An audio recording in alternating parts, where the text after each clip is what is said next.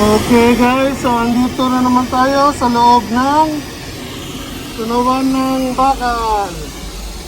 At yan, kung makikita nyo, sa isa masyado malapit ang camera.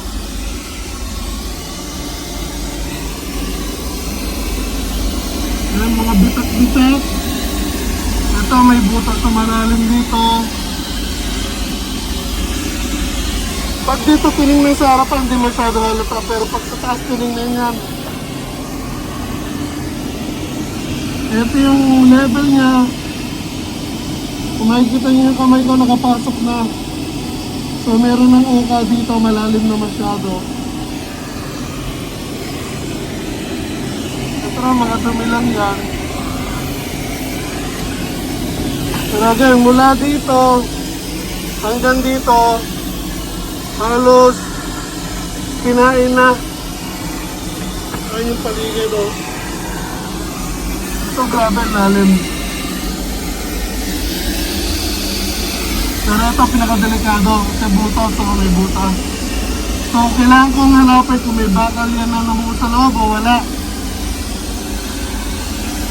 Grabe, lalalim na o. Kasi mga crack. Tapos ito may namuong bakal. Ito may pakanan natin. Kailangan ko rin tanggalin yan. Ito medyo lumalim din. Yes, 10 cm ang nilalim nito. Nalalim na nito. Hindi na kita daliri ito.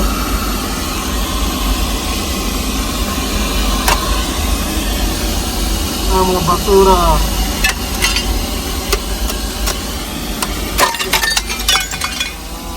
Narinig niyo yan?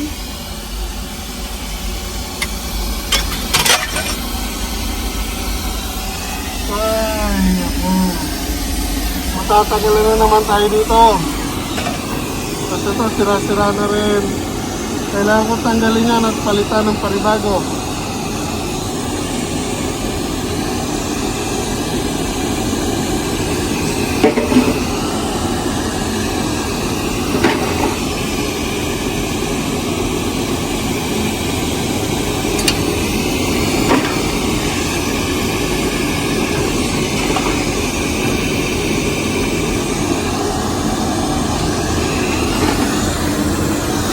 So, sobrang init kasi pumuputok yan guys.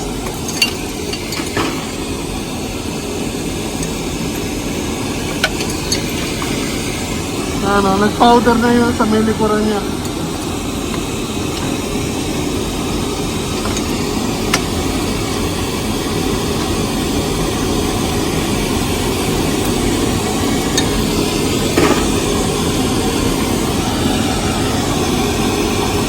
So ito hindi pa gumagalaw, okay lang.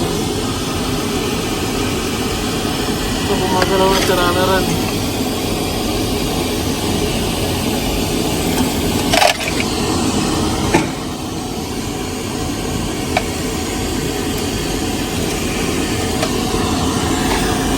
Ito may bakal na mo. Sa ilalim dami oh, dami bakal na mo.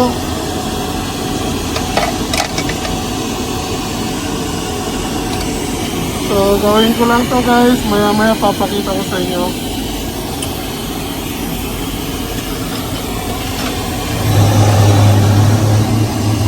Yan ang mga bakal na namuo yan pag umaapaw. Hindi ko natatanggalin yan dahil nakapalibot yan sa may mga brace dito. So, hindi madaling tanggalin yan.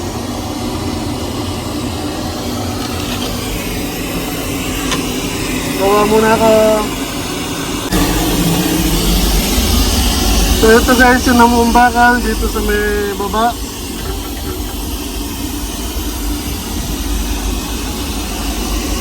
Bigat-bigat din siya guys.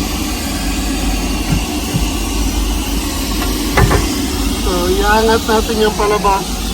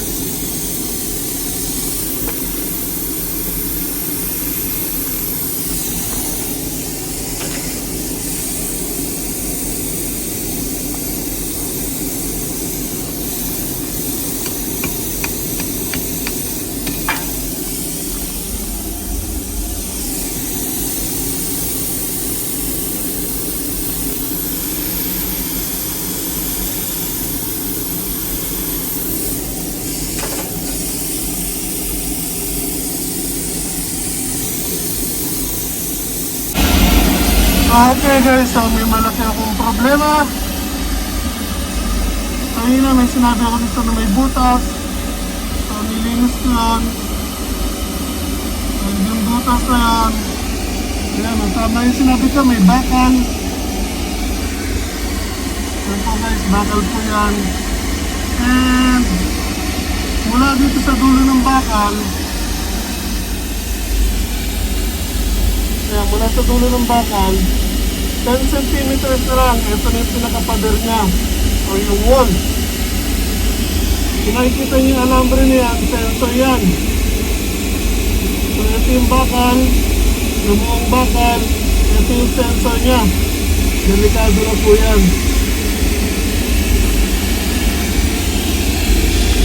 So hindi pa ako tapos. So most likely, abot yan hanggang dito. Hindi ako totally sure pero buo kasi siya, kumakalat pa. So now, kailangan ko tumawag ng leader dito para ipakita itong nakita ko. Kasi palaki ng palaki yung sira and yung laman dito sa likod mula sa taas, nagbagsakan na. Ay, ako. Matagal na trabaho to guys. Okay guys, so yan po, natapos na. Sa isa na, medyo madilim, wala ng ilaw. Pero yan po, naayos ko na lahat ng sira kanina. Lagyan ko ng patching. Yan po, maganda na po ulit.